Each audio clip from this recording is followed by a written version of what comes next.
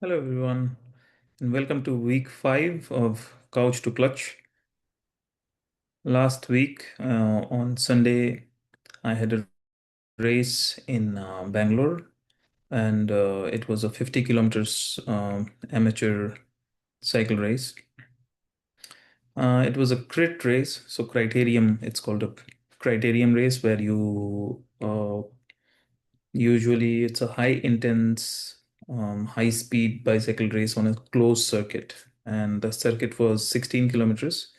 So it was a 8 kilometers track, uh, and it started from I think Banashankari toll plaza, and it ended 8 kilometers after, and then you got to take a U-turn and come back to the start point, and then go 3 times around it. So it's 8 kilometers. So when you come back, it's 16, and 3 rounds would be 48, and there usually is a neutral zone, which is 2 to 3 kilometers. So it was a total of 51 kilometers race. So I took my car and drove to Bangalore with my cycle.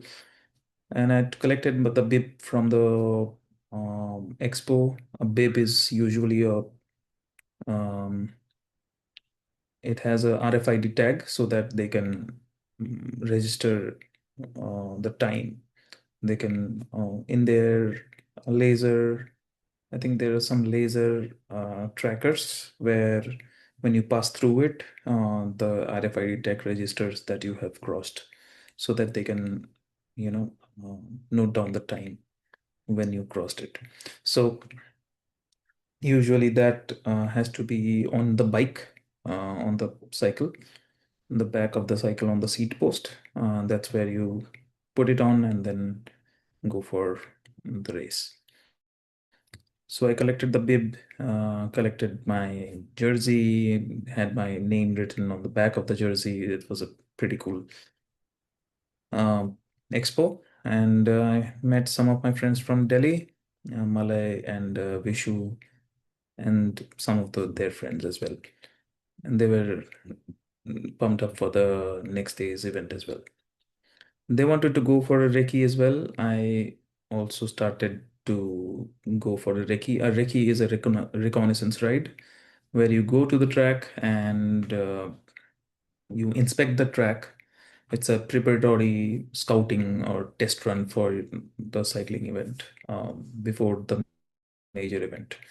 So you inspect, you see the road conditions, you see how narrow or wide the road is, you see the tarmac, if it's tarmac or say concrete.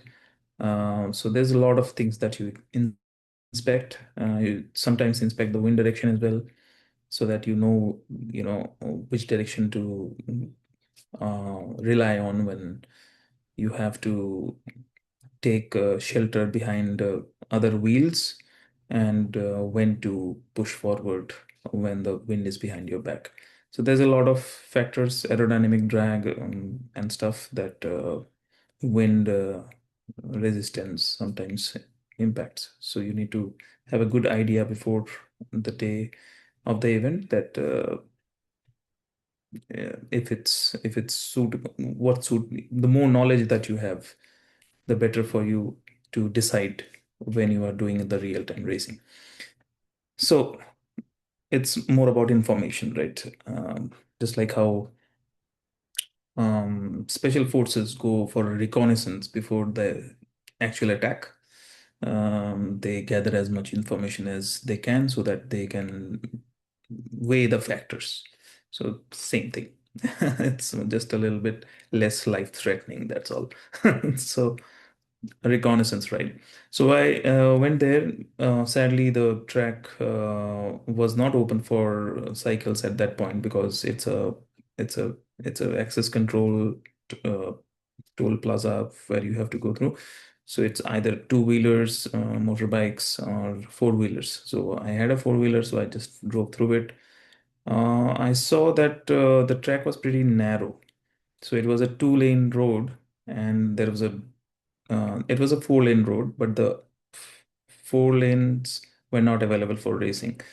Only two lanes were available for racing the right side of the road, and there was a divider in between. So it was pretty narrow, and the elevation was pretty good. It was like a roller coaster, up and down, up and down.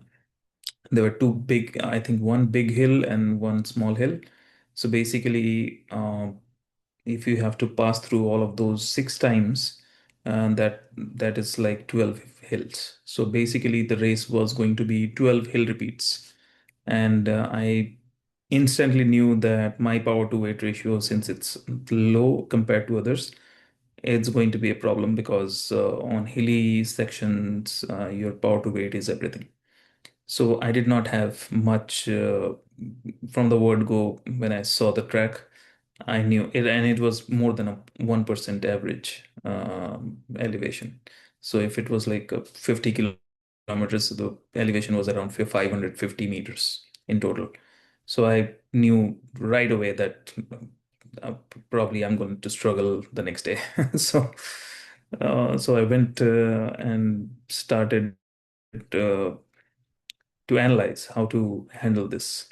And I asked ChatGPT how to handle it, and it gave me a lot of solutions. But I just went and had some electrolytes before sleeping, and I just went to my brother-in-law's place and in Electronic City, and slept at like 8 o'clock in the night because I we had to get up at 3:30, get ready by 4, and then reach the track by 4:50.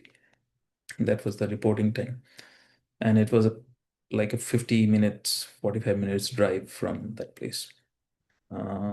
So I slept and then woke up in the midnight 12, and I was a little anxious as well because sometimes you have this expectation that maybe I'll be able to hang out with the lead peloton, and once you see the track and it's scary, not scary, I would say a lot of elevation, that that that's your weakness, and that's when you got to plan it better. And I think I was most scared about the U-turn, because it was so narrow. I was not feeling very confident that if people are going to crash there or not. So I just wanted to get more clarity, and that's when I started to chat in the middle of the night with ChatGPT, and it gave me really good directions, what to do, what not to do, all of that. And then I felt a little relieved, and then I slept. I slept really well after that. And then woke up on time, had my bananas, and started to get ready with all the gels, carb gels, and everything, and started. So on the way, there was one person who was at the red light, and that person was looking at me. I looked at him. We were in the car, and I think he thought that I would like to race him, but I did not. He just pushed the pedal when the lights were green, and he was gone. And I didn't didn't do anything. And I think it was pretty funny because in the next red light, I didn't even look at him, and I think he did not care to race anymore. So it was kind of funny because I knew that you don't have to take every race, right? Uh, you save your energy for the main competition, and not every competition is worth taking. So it's just kind of petty and funny, I would say. But anyway, I reached the track, and people were pretty pumped up. It was like 1,850 people in total, I think. It was a pretty good energy, just like any other place in Hyderabad as well. It's pretty good energy in cyclothons. So we started at 6:20 because it was a little bit of it was supposed to start at 6, but it was a little bit dark. So the organizer said, okay, we'll start at 6:20 because don't want anyone to get hurt, and we want everyone to be safe. And I think they had a little bit of an idea that the track was probably not very safe, because it wasn't, first of all, tarmac, it was concrete. So tarmac is usually better. Concrete is a little rough, and when you have a track which has a lot of uphill, it also has a lot of downhill. And in the downhill, when things uphill is fine, people cannot go that fast. But in downhill, people really, when you're racing, you go fast, and there's a huge chance of crashing.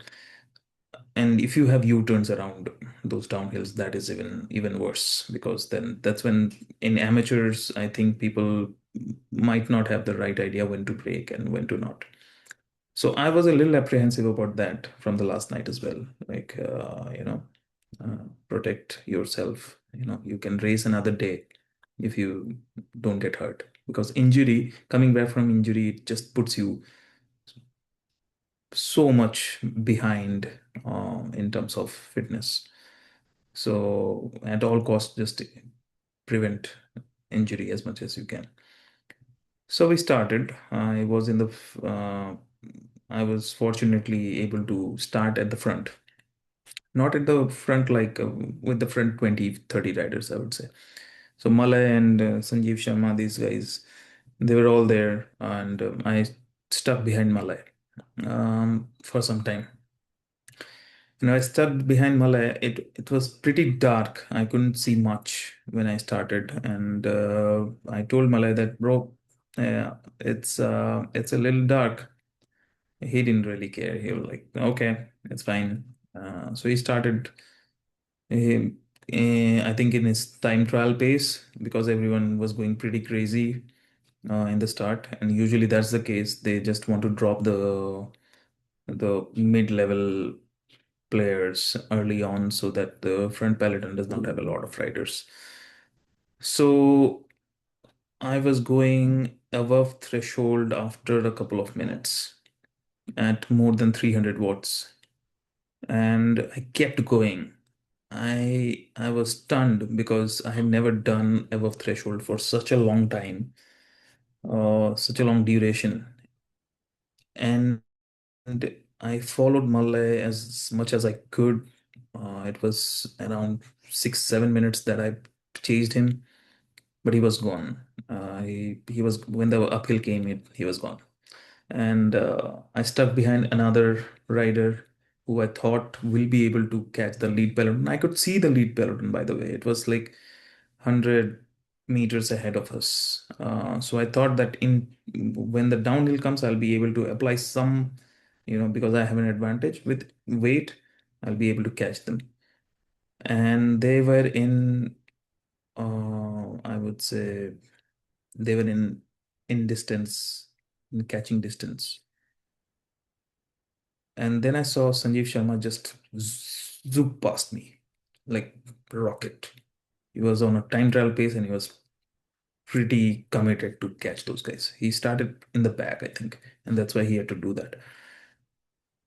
My confidence dropped a little bit because of that, because I was going at 168, 69, 170 heart rate, which is like very anaerobic for me. My uh, max heart rate is probably 180. So it's going very anaerobic, and I was hurting a little bit as well. And I think my mind gave up before my body. My body was probably capable of handling that, but I didn't know. I was going like 15 minutes into the anaerobic effort. And I had never done 15 minutes of anaerobic before. It was more than 240 watts average or something. And I thought my FTP was around 210 or something. So if I'm going at 240 on an average, um, that's more than I had ever done. And my mind actually gave up before my body did. I thought I would cook myself if I keep on doing this. I wouldn't have probably. but my mind was not updated with that data that your body is capable. You know, probably my fitness was much better than what I thought. So yeah, that's a self-limiting belief. A lot of times in these crucial moments, your self-limiting beliefs, they create these barriers for you.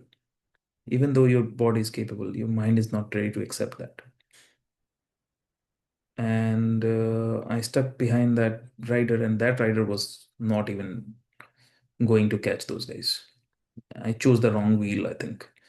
So those guys were gone. And after they were gone, and after there was like no hope of catching the lead peloton, I think I relaxed a little bit before that as well. I thought that, yeah, it's in catching distance, we'll be able to catch them. So when you are committed, you really have to be committed. Just like how Sanjeev Sharma went for it. He was 100% committed that he's going to catch those guys. So yeah, that went wrong. That's something that went wrong for sure. I probably had the capacity of catching, then after that they would have dropped me probably. But at least I would have been in the lead peloton for some time. It feels like I didn't even try. When my body is capable, it was going 15 minutes over threshold, that's fine. I could have gone 20 minutes above threshold and then probably had a um, had a really terrible time catching up and falling back into zone two or stuff like that. But anyway, I fell back into zone two after that initial stint, and I was struggling because it plays a mental role that, oh, I'm not going to be in the lead peloton this time around as well. And everyone, a lot of people, like 30, 40 people zoomed past me. Uh, and then I thought, okay, just let it go. I wouldn't have done that before, but I think I've got a little used to letting go and then reprioritizing much better than before. So I did reprioritize after that, that okay, let me catch one wheel or two wheel and just finish the race in the best possible way, best possible outcome after this, whatever it is. Let's focus on that now.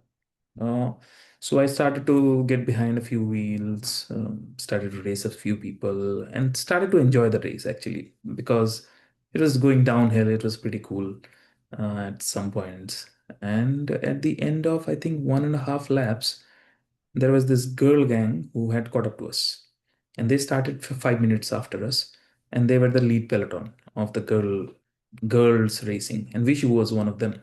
So I thought, okay, probably I can pace Vishu. She was not very interested, but I kept on saying, "Yeah, let's go. Come on, Vishu, we can do it." And all of that. I don't think she really liked it, but anyway. So I stuck with the four girls, and the ride became very enjoyable after that because I was riding at zone two pace. My heart rate came down. It was 138, 140, like that. And I was enjoying. I was going really fast downhill. They caught up to me in the uphill, so I followed them in the uphill, and then rinse and repeat.